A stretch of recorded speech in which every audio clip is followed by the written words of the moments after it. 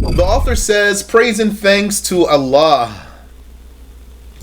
May the salah of Allah and his salam be upon the master of the messengers, Muhammad sallallahu alayhi wasallam, and upon his pure family and righteous companions. Ameen. Thereafter, introduction. Know that an intellect, a mind, will never be perfect without Islamic monotheism. And also without religious rules, without the religious guidance, religious judgments. But the base is the Islamic monotheism, which is the only monotheism actually. This qualifier, Islamic, is only for clarity. There is no other monotheism. Anyone who believed in the oneness of God properly, then he has monotheism. If he doesn't believe in Prophet Muhammad sallallahu alaihi wasallam, then he is a kafir though. It's possible for a person to be a monotheist and still be a kafir. Monotheist is not equivalent to Muslim, because monotheist means someone who believes in the oneness of God, while Muslim is the one who believes in Allah and his messenger sallallahu alaihi wasallam and avoids blasphemy. That's what our Shaykh said.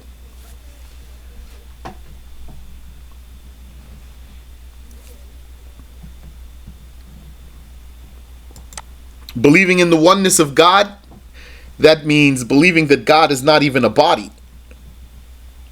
He's not made of parts. And he doesn't have partners or contenders. Indeed, that is the cog of intelligence. You know, it's the cog.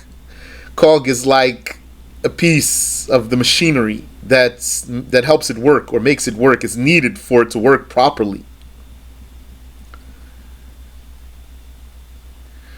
There are only two alternatives to this fundamental of Islamic monotheism: comparing Allah to something or denying him. Because we're in the middle. As you know, all religions boil down to three belief systems. The most famous among human beings is the belief of comparing God to something in one way or another. And among the human beings are those who deny the existence of God, the atheists. And they actually have some different types and some different schools amongst them. And between these two extremes is the right Islamic monotheism. Neither comparing God to the creations nor denying his existence. Rather, believing that he exists without comparing him to anything. This is the cog of intelligence. Every intellect falls into these three, because there's only these three. So every mind, everyone who has a mind, we want to exclude the crazy people.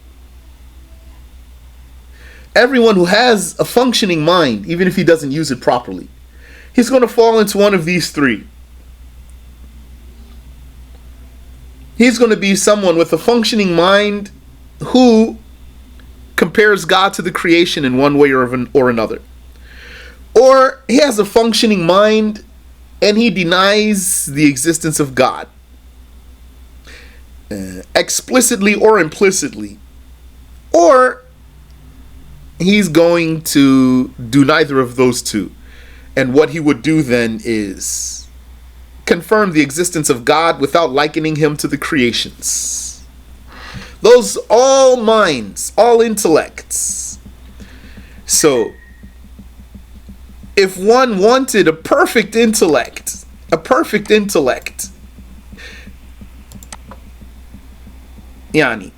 means he wants to get closer to perfect intellect.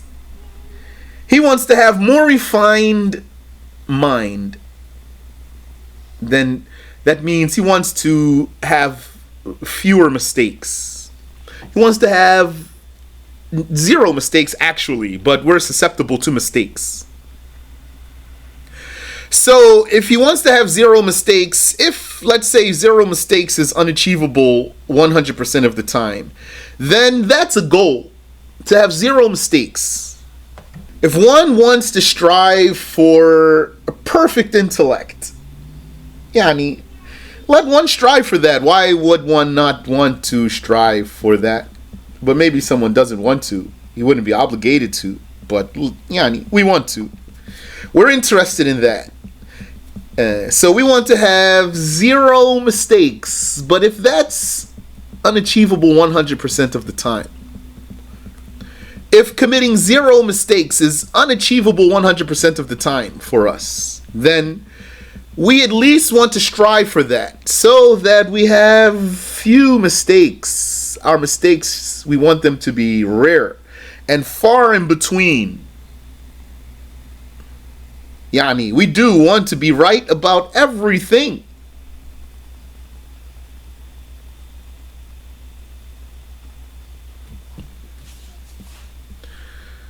Then that means we need to weed out all mistakes. Your first step is to make sure that your belief in God is right. This is a base. This is a fundamental, and this is the cog of intelligence. Believing in God properly.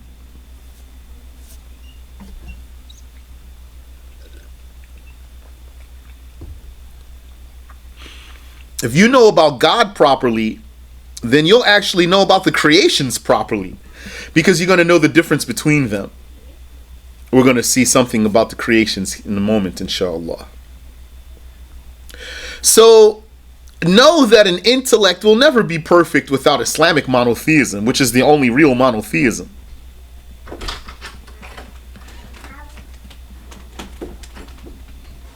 Indeed, that is the cog of intelligence.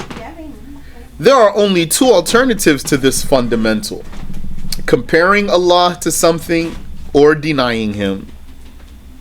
That basically means paganism or atheism. The alternatives to monotheism are paganism, yani polytheism, and atheism. If monotheism is not just a word only that if you say it, then you have it. Like if someone believes that God is, he says, one God, but he has three personalities, this one is not a monotheist. That's not monotheism.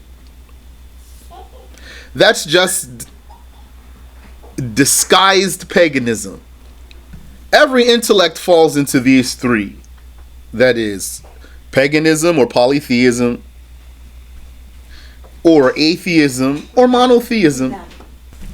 And two of them are irrational. They are wrenches in the clockwork. The paganism or polytheism, this is irrational. Believing in more than one God, whether you say it explicitly or whether you try to hide it by saying he's one God but he has three personalities. That's paganism. That's irrational. One God with three personalities, that's irrational. But some people will tell you, yeah, it is irrational. We're only humans. So that's bad, yani, because we are humans. So use the mind that you have been given. You don't turn off the mind that you have been given and you say, I'm only a human. And atheism also is irrational. Which, yani, I don't have to go right now into arguments against atheism. But if you have some questions, you can ask. So those are wrenches in the clockwork. The paganism, polytheism, paganism/polytheism, or the atheism, these are wrenches in the clockwork. The only thing here that's going to help to set your mind right is the monotheism. Therefore, the spark of intelligence is comprehending a beginningless, unchanging existence without form or place. Comprehending So comprehension goes back to your mind. Understanding, not confusion. Comprehension is contrary to confusion. One God with three personalities, that's confusion. It's not comprehension. And then if you try to make it make sense, you're going to twist your mind more. You're going to sicken your heart.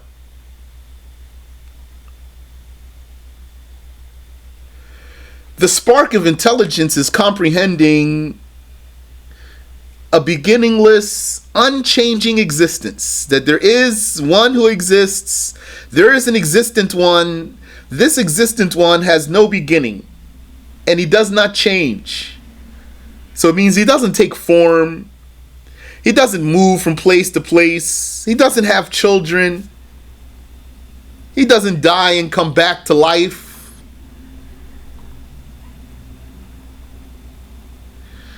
Without form, that means this one, this beginningless, unchanging one, has no shape. And without place, he's not in any location, not up or down or left or right or front or behind, but still existing. This is the spark of intelligence, real and powerful. Real means he truly exists. And powerful, and alive, and knowledgeable.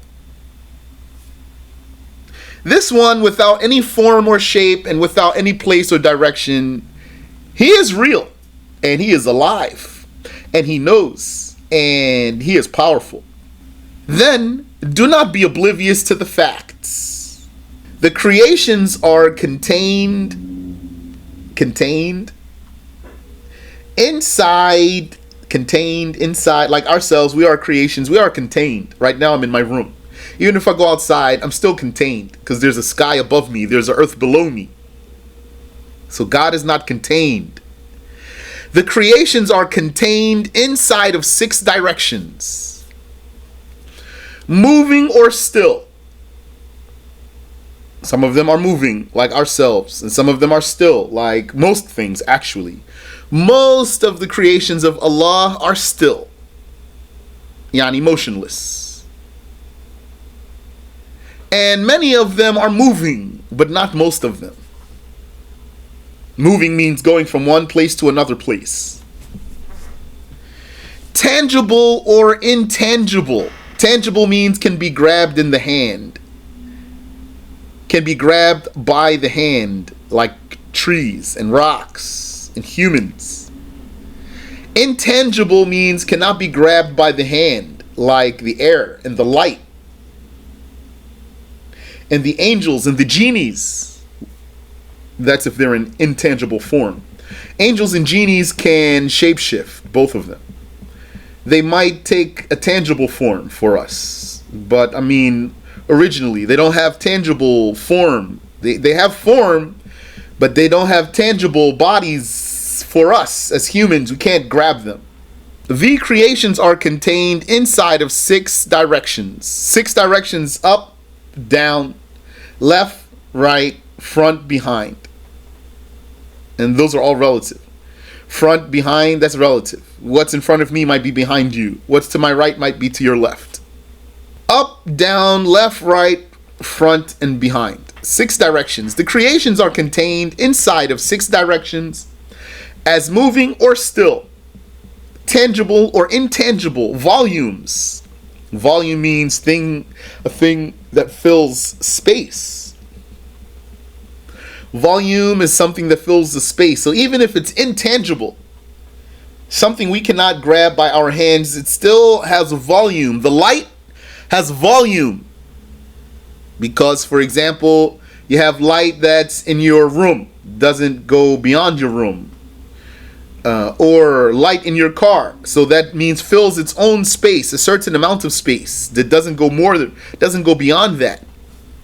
The light of the sun goes further than the light of a candle, so the light has volume, fills a space, although it's not tangible. The creations are contained inside of 6 directions, moving or still, tangible or intangible volumes of finite atoms. What does finite atoms mean? It means limited number of atoms. Everything of volume has limited number of atoms. Not infinite atoms. Not that you can keep splitting it. You could take a thing and split it in half, and then take that half and split it in half, and take a half and split it in half, and take a half and split it in half forever and ever and ever without ever stopping. That's impossible. Rather, all things of volume have finite atoms, particles. The bigger it is, the more particles it has, the more atoms it has. We can know that it has finite atoms because it has a size big or small, and because it has edges with transient properties. Transient means coming and going. Temporary, temporal, associated with time. Transient properties, yani other than moving or still. Being moving or still, those are transient properties in themselves, because they come and go. Being tangible or intangible, those are transient properties in themselves. And these things, these creations, have other transient properties like temperature, texture, flavor, and other properties that they have. Some are lifeless, like the stones and the plants. What's correct is that the plants are lifeless, not alive. If we describe plants as alive, then that's a figure of speech.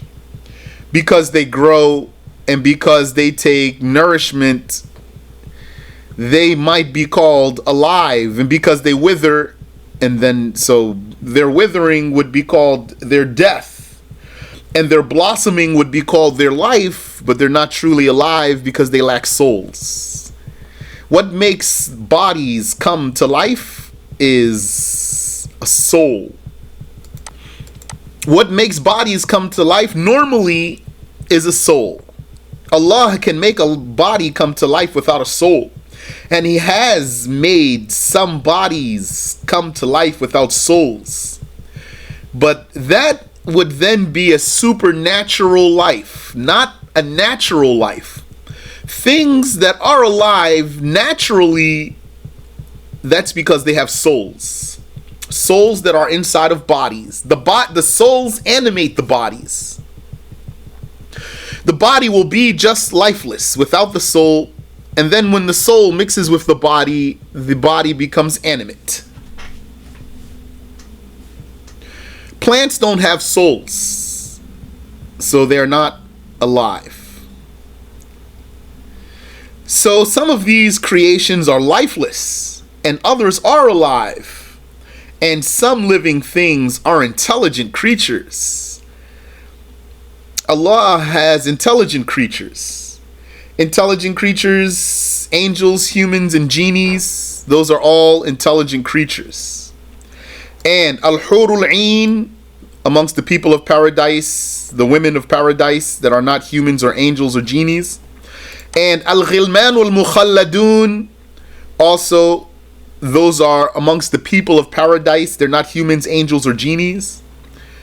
All of those are intelligent creatures. And animals are alive, but not intelligent creatures. Not even apes or dolphins. Apes and dolphins and dogs are not intelligent creatures.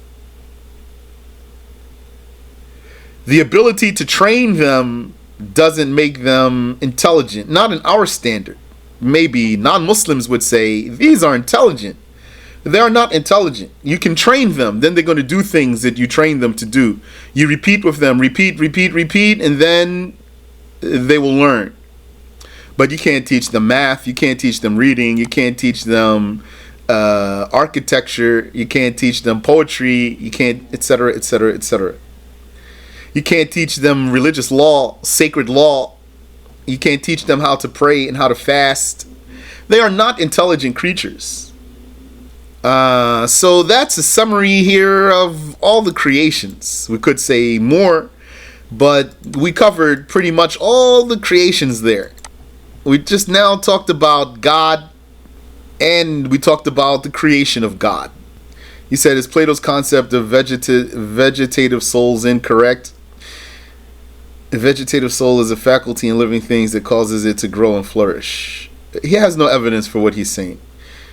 They are not intelligent because they lack reason? Yes. They are not intelligent because they lack reason. That's right. Who are the ghilman? The ghilman are the perpetual youths of paradise. They are the servants of the people of paradise. If you were to see them, they would be like scattered pearls. That's what Allah told us. If that's not something you conceive, if that description is not conceivable for you, then may Allah enable you to get to the garden so that you would see them, and then you say, oh, look at that. They are like scattered pearls. How old are they? I don't know. Nevertheless, brilliance, the blessing that it is still not guidance. Intelligence is not guidance. Someone's supposed to be so intelligent. They say Albert Einstein is so smart, and what's the guy? Stephen Hawking's, and whoever else they claim. They're so intelligent. They claim that they are so intelligent. Brilliance is not guidance. Even if a person is a mathematician, even if he's such a savant, even if he has like the autism from the movies that's like a superpower, that doesn't mean he's guided though. And there is no guidance without following the messenger of Allah sallallahu alayhi wasallam. Yalla, let's stick to the lesson now, or I'll get back to your question then. Insha'Allah ta'ala. Later, I'll come to that later. Let's move on. Nevertheless, brilliance, the blessing that it is still not guidance. And there is no guidance without following the messenger of Allah sallallahu alayhi wasallam. And the messenger cannot be followed without following the scholars. Look at all these. All the like conditions here. You could be smart, doesn't mean you're guided. You want to be guided though, and better to be guided than to be smart. A person could be dim-witted, slow, what someone might call moron, really in literal sense, might not be quite bright, but he's guided. Guidance is something other than intelligence. He could be a good Muslim. He prays, he fasts, etc. He avoids the haram. But he's dim. He's dense. Can't teach him a lot. Another person, you could fill him up. Maybe has photographic memory, has comprehension of all sorts of complex mathematics and other types of things. But he could be a wicked blasphemer. He might be someone who hates God himself, despite the intelligence that God gave him. And therein, if someone is so capable, so mentally capable, but he hates God, or he hates or he does other bad things like that, then that shows you that intelligence and stupidity could coexist in someone. Intelligence and stupidity could coexist in someone.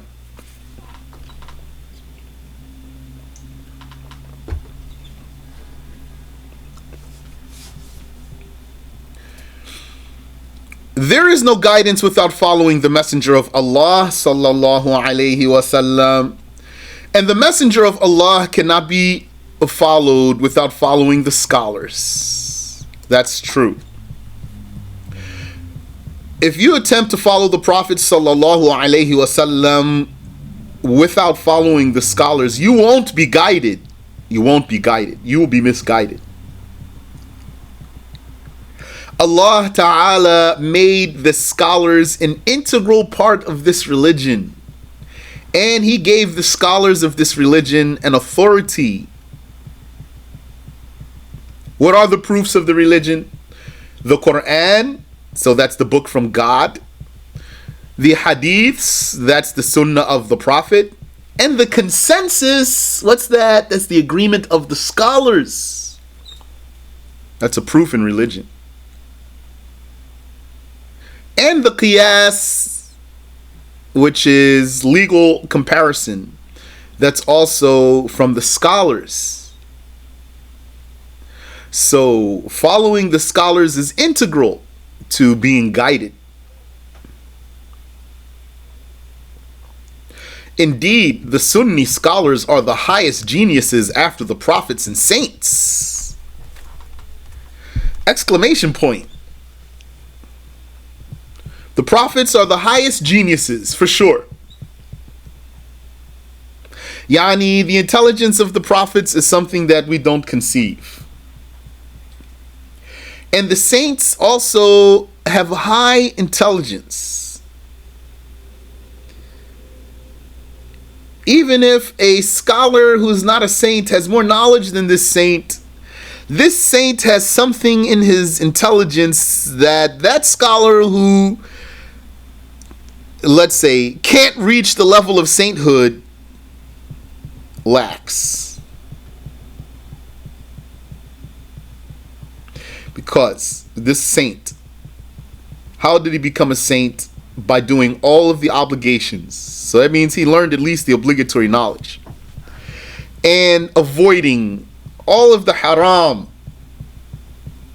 And when we say all of the haram, that's a broad statement. It means he avoided all haram for an extended time until he reaches the level of sainthood in the first place. And then he still avoids the haram, and he might still fall into something haram. It's possible. Even a major sin he could fall into. It's possible. But it's going to be rare, few and far in between. And if he did commit a major sin, he'll repent before he dies, this saint. But think about what it means to do all of the obligations. Doing all the obligations, that means all your prayers are done. All your fasting is done. All your debts are paid. Your religious, your worship obligations, and your monetary obligations. They are done.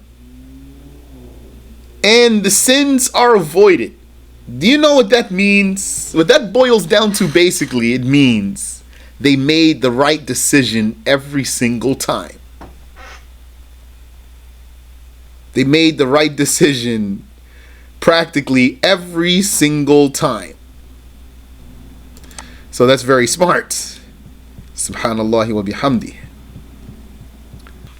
When you think about the fact that there's a qadar, a destiny,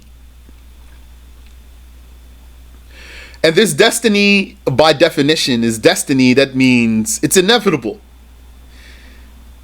It's unavoidable. So these ones, what did they do? It's like they said, now it's time for me to make a decision. At this moment, when I make this decision, it's going to be whatever was destined for me in eternity. Let me make the right one. And then they make the right decision every single time.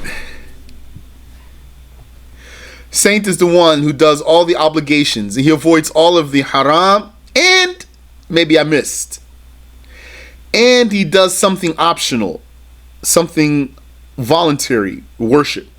At least one. Consistently, always, never leaves it out. Maybe he has a prayer that he does, always. Maybe he has a dhikr that he does, always. Maybe he has fasting or something that he does, always. Never leaves it out. This is how a person becomes a saint. So you do all of the obligations, you avoid all of the haram, and you do at least one optional thing always.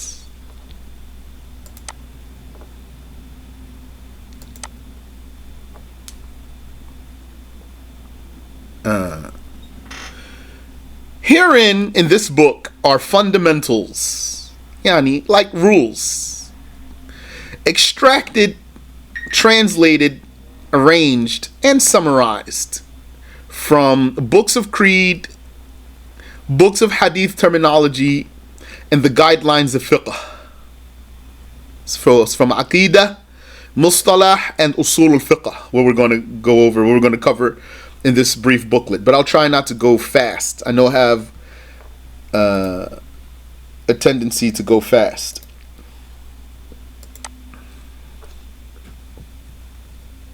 Including the mental judgments, al-ahkam al-aqliyah, whether necessary, possible, or impossible.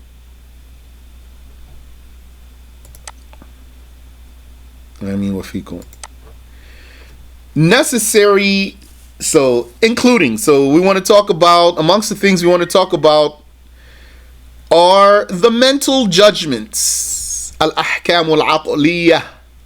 What are those? Necessary, possible, and impossible.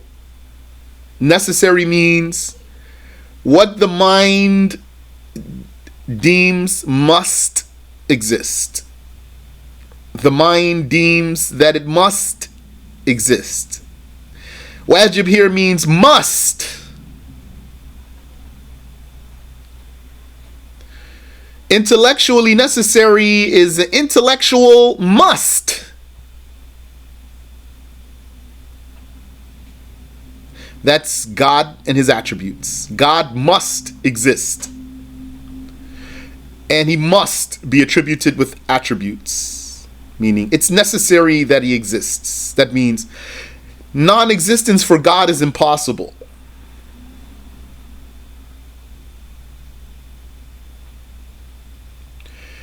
So there's something called intellectual necessity. And possible is what might exist or might not exist. Intellectual possibility. Could exist or could be non-existent. Could be or might not be. Might be or might not be. Possible, then, it is called something is possible. That's the creations. All creations, including ourselves. We are just possibilities. We didn't exist at some time, and now we do. And we have, each one of us has a shape.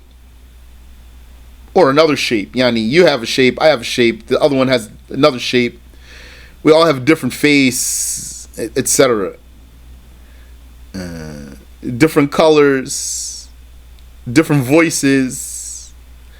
All of these are possibilities. Why your voice is not higher, why it's not lower, why is your skin not darker or lighter. Everything about you is a mere possibility. And everything about all of what's around us is a mere possibility. This sun in the sky, it's possible that it would be blue. Doesn't have to be yellow in and of itself. It's possible that it would be cold. Doesn't have to be hot in and of itself.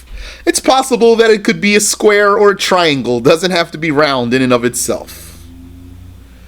All of these created things are mere possibilities. They could be or they could not be.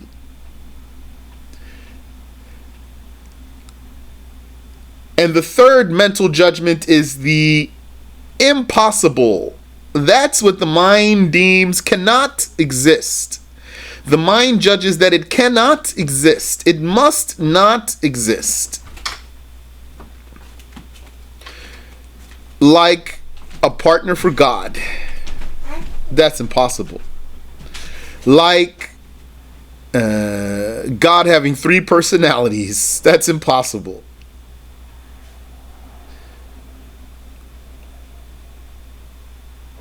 Subhanallah wa bihamdi.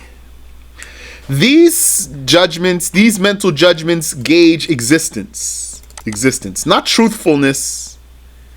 Not truthfulness, but existence. Does God exist? Necessarily. Do we exist? Possibly. Does a partner for God exist? Impossible. These gauge existence. Can 3 and 1 be the same? No, that's impossible, according to the sound mind. Can the Father be the Son? Can the Son be the Father? That's impossible, according to the sound mind.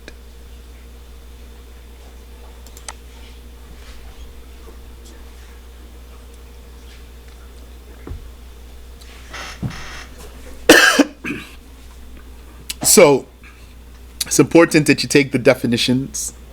The intellectually necessary means that which the mind does not conceive its non-existence. That which the mind does not conceive its non-existence. The intellectually possible is that which the mind conceives its non-existence at one time and its existence at another time. And the intellectually impossible is that which the mind does not conceive its existence. And herein also, we want to go over what's definitive or certain. Definitive and certain. مقطوع به. مقطوع. Yani definitive, for sure. But that doesn't mean true. Certainly what? Certainly true or certainly false? This is amongst the things we want to study together. What's certainly true or certainly false? So certain, مقطوع. The falsehood of something could be definitive and the truthfulness of something could be definitive, or it could lack definitiveness. And if it does lack definitiveness, still could be strong or weak. The truthfulness of the issue could be strong or weak. The falsehood of the issue could be strong or weak. So now we're not talking about existence, we're talking about truth versus falsehood.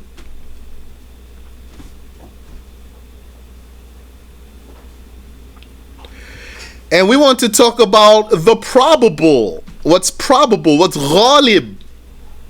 Or aqrab, that means most likely or likely. Probable here means likely. There's a difference between possible and probable. Possible means could be or might not be. Might be or might not be. That's possible. Probable means it's likely. But that's relative though.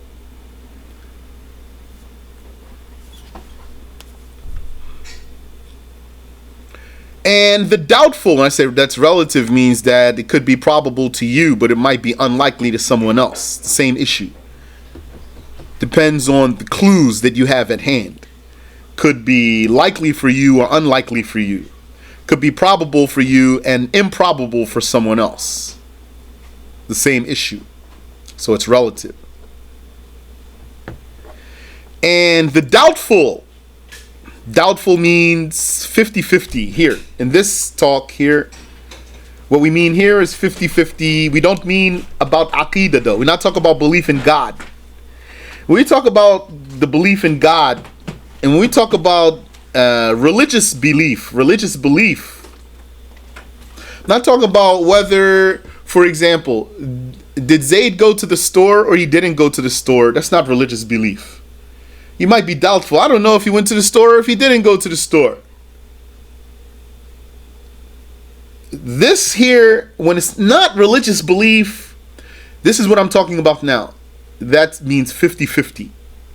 If it's religious belief though, then that's different. We'll come to talk about that inshallah.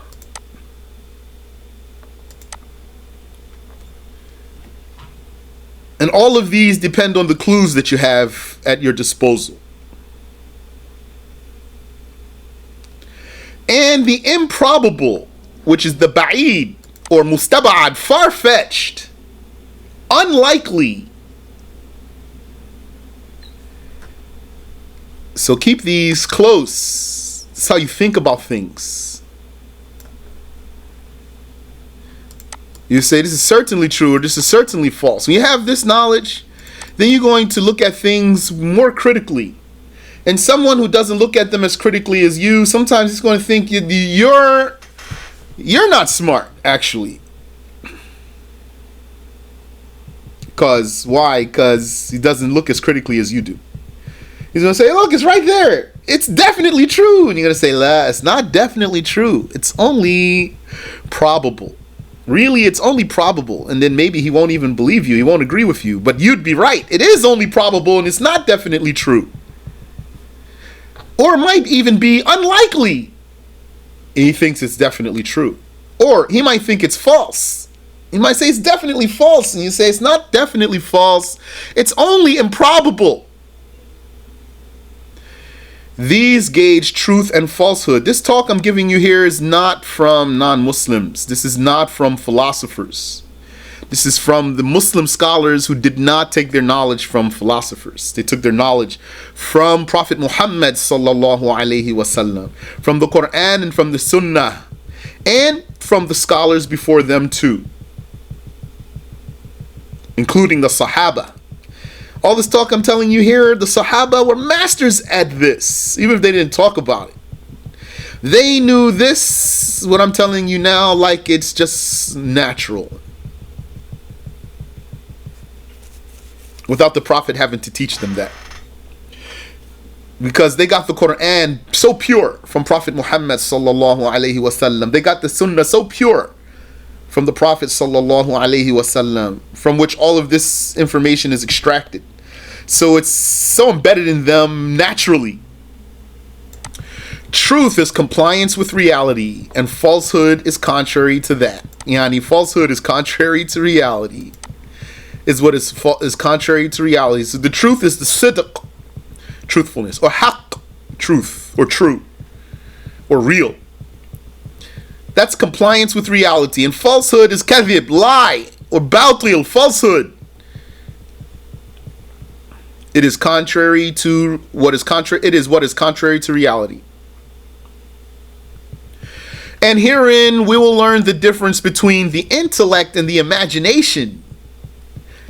There's a difference between, let's say, juggling concepts and juggling pictures. Two different realms here. Concepts and ideas versus pictures. Don't think with your imagination, think with your intellect. So the difference between intellect and imagination, and also the difference between the intellect and the brain. Brain is different from intellect. Sometimes you talk to some people, especially atheists, they don't know the difference between the brain and the intellect. Well, they might know, but because they're not guided, like if you talk to them in one setting, they'll tell you the difference correctly. But because they're not guided, they're going to contradict themselves in another spot. Because you're going to say to an atheist, when he says, I never saw God, so show me God so that I can know he exists. Then you can say to him, well, you never saw your mind, so produce your mind so that we can believe in it, so that we can know you have one. So he's going to say, no, of course I have a mind. I can do brain scans. Okay, you got a brain, doesn't mean you have a mind. And then he's going to argue with you how the fact that he has a brain means he has a mind. Because he's misguided. That's why. Not that he's going to stop there and say, oh, you're right.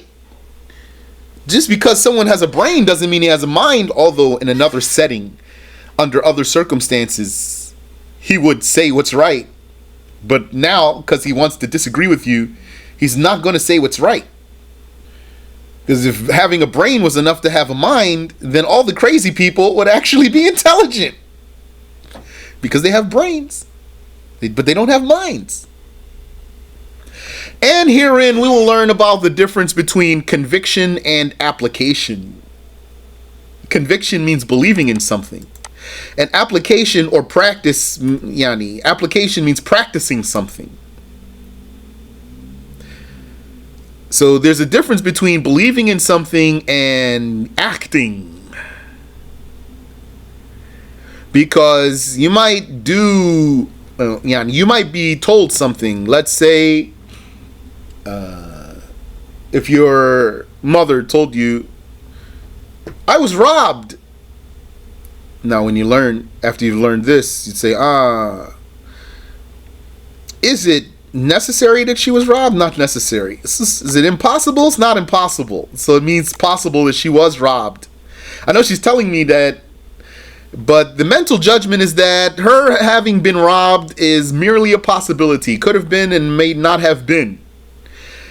Yeah, and that's what it is. It's possible. So is it definitively certain that she was robbed? Certainly true? No. Is it certainly false? No. Is it probable? It's going to depend on your clue. Like that you knew your mother, for example. You see, I know her. So probably is true. So does it mean, one, you said it's probably true. Does that mean you have a conviction that it happened? No. When you deemed it probable doesn't mean you had a conviction in it. But are you going to do something because she told you? You probably would. Maybe you would. So just because you are acting doesn't mean you have a conviction. So that's the case of these hadiths. We're not obligated to believe that the Prophet sallallahu alaihi wasallam said these hadiths verbatim, word for word, as they have reached us. But when those hadiths are acceptable, it's obligatory on us to apply them. Now, concerning the obligatory, the forbidden, the recommended, the disliked, or what we could call avoided, and the permitted, or what we could call indifferent, these are religious judgments, not mental judgments, religious judgments. So these are religious judgments to gauge the deeds of accountable people. To gauge the deeds, not existence and not truthfulness. You're going to gauge by these judgments the deeds. And by some other judgments, you're going to gauge truthfulness. And by some other judgments, you're going to gauge existence. These five are called al-ahkam al-khamsah, the five judgments. And the goal here is to sharpen the mind, which is the sacred law's witness. The sacred law that was revealed to the Prophet sallallahu alaihi wasallam, it has a witness. The witness is the sound mind. The mind, which is the sacred law's witness, and which is the tool of the religion's warrior, the mind, even the warrior, even the mujahid. It's important. The fighter, it's important that he will be intelligent Muslim, intelligent Muslim. And the mind, which is the talent of the scholar. The mind, which is the secret of the saints. And thereby, by strengthening the mind, one would thereby strengthen the certainty, his religious certainty, his yaqeen, his iman. Those Muslim scholars were intellectuals. This is what Christians lack. Although they will tell you, you are not a critical thinker. Critical thinker. You're the one who believes the three and one are the same. You're the one who believes God is the Son, God is the Son, and God is the Father at the same time. You're going to accuse somebody of not being a critical thinker. Islam is an intellectual religion. The path of the correct religion is only certainty, while the paths of blasphemy are numerous. The path of the correct religion is one path. And it is a path of certainty, yaqeen. While the paths of blasphemy are numerous, doubt and neutrality and denial concerning the correct religion.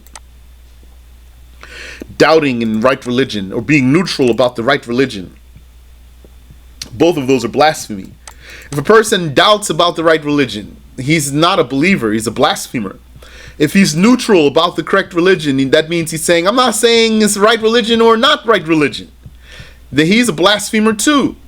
And also then the denier of correct religion is a blasphemer. The paths of blasphemy are numerous, while the path of faith is one, which is certainty. Wallahu tabaraka wa ta'ala a'lam. Allah knows best.